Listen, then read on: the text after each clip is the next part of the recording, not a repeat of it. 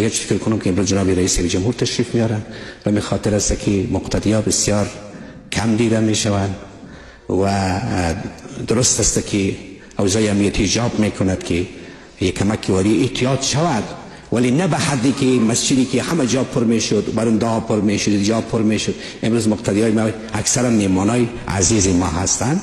در آینده خواهش ما است که نباید تشریف آوری جناب رئیس جمهور یا هر بزرگ ما باعث ازی شود که مردم با مسجد به نماز آمدن نتوانند.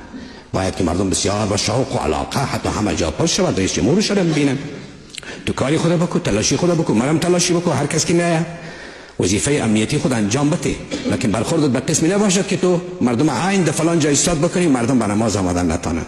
این بسیار کلان فاول است. ما خو یک انسان صریح هستم، اینجا که انسان بالا شد غیر از حق بالا خدا دیگر او باید کلمه حق بگوید.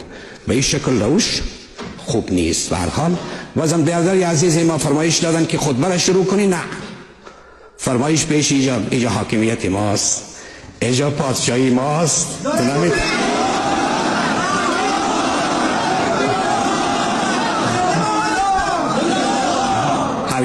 هرگز کاری خدا میکنیم تا وقتی که یک ثانیه من میمانه صحبت میکنیم. چرا نماز فرمایشی؟ نه، الله بالا الله ما میگه نماز بخوان. کسی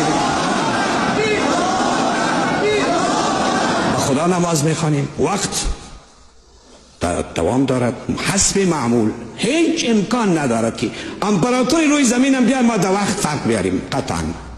و من این چیز و ان المساجد لله، مساجد از خداست، فلا تدعو مع الله احدا. هیچ کس حقی دخالت در اونجا ندارد. ما است برنامه داریم، برنامه ما پیش میره، برنامه شما پیش میره.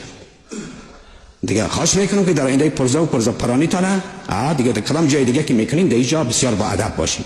از ما فقط اطاعت همگی ما و شما از منبر است اینجا و از خدا و رسول است.